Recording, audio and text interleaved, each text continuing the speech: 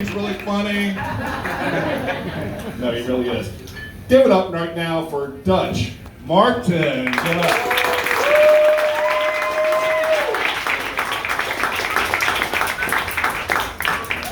How's it going, folks?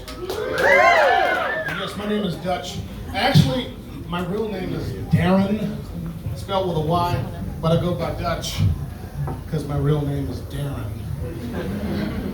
See, I wish my mom had given me a cool Afrocentric sounding name to match the dashiki, you know, like Draquan or Jarquavius.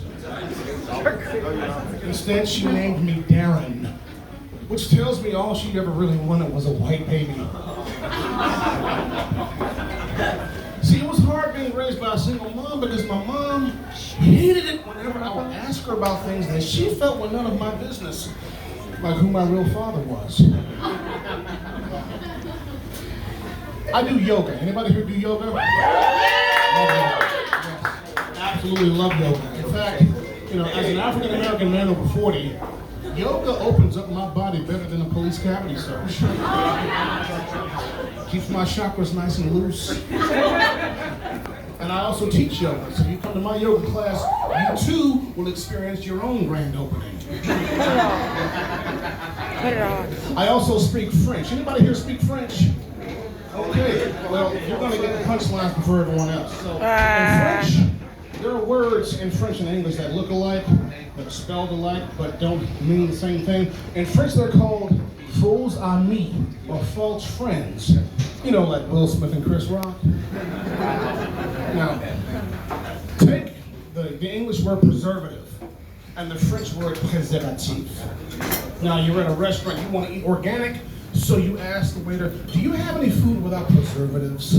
But if I say that in French, est-ce qu'il y a des plats sans préservatifs? Well, I just asked, do you have any food without condoms? Or how about the English word exciting and its French false friend excitant?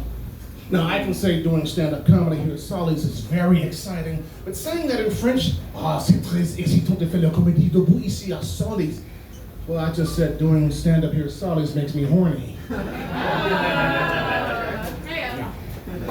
And you know, even the slightest change in pronunciation of a French word can change its whole meaning. In Paris, there's this museum called Musée de Quai Branly. The Branly Museum. It's pronounced Branly, not Branley. If you pronounce it Branley, it becomes the museum for touching yourself. Even using a French-English dictionary without knowing the context can really mess you up. 20 years ago, I was in French language training at the Foreign Service Institute. I'm sure we've heard of it. I'm telling a story in French, preparing for it, how I went on a date with a young lady. We had a great time. We enjoyed ourselves. So I looked up the French word for enjoy. It said jouir. So I said, I used it. So I told everyone in my entire class, nous avons bien joui. I thought I said we had a great time, but what I actually said was we had a great orgasm.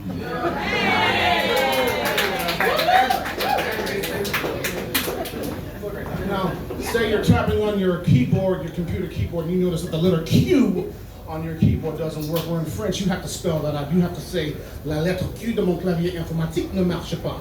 The letter Q on my keyboard does not work. If you simply say, mon cul ne marche pas, you just said, my ass doesn't work. And this French, see, this false friendship between French and English, it goes both ways. See, the president of France, Emmanuel Macron, a few years ago, he was hosting the Australian Prime Minister Malcolm Turnbull and his wife in Paris.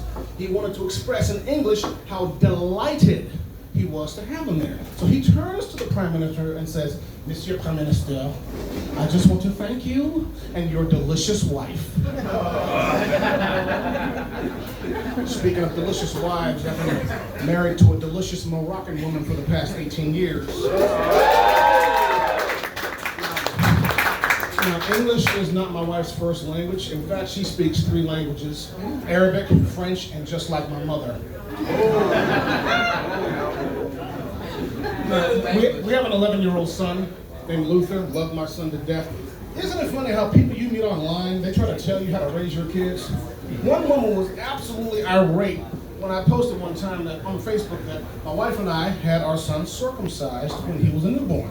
She said, don't you know that the male foreskin allows for easier vaginal penetration? I was like, so does a man with money. I'm like, don't you know, cut or uncut, if he's got bank, she will not acquit till she makes it fit. You see what I did there? Now, my son, there are 3 things that he loves more than his old man.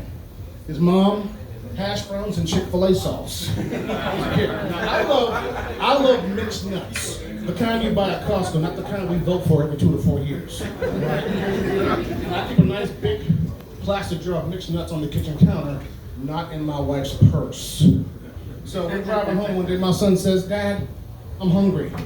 His mother says, well, when we get home, you can make hash browns. My son says, well, Mom, where'd you put the Chick-fil-A sauce? My wife said, I put it on Daddy's nuts. There you go. Then my son was like, where are Daddy's nuts? My wife looked me right in the eye and said, in my purse. Lost in translation. Now, I just want to say this. I'll close up and say, we're living in some crazy times right now. Political correctness, racial tension, racial animosity. It is so hard being a white guy in America. Seriously. I feel sorry for white folks. I mean, all the racial guilt you have to eat for no logical reason. Look, in Seattle, Washington, the city of Seattle held a racial sensitivity training where it trained all of its white employees to supposedly undo their whiteness. Yeah. Now look, as a black man, I'm going to say this. I do not want white people to undo their whiteness. And here's why. I'll tell you why. I'm way too addicted to interracial porn.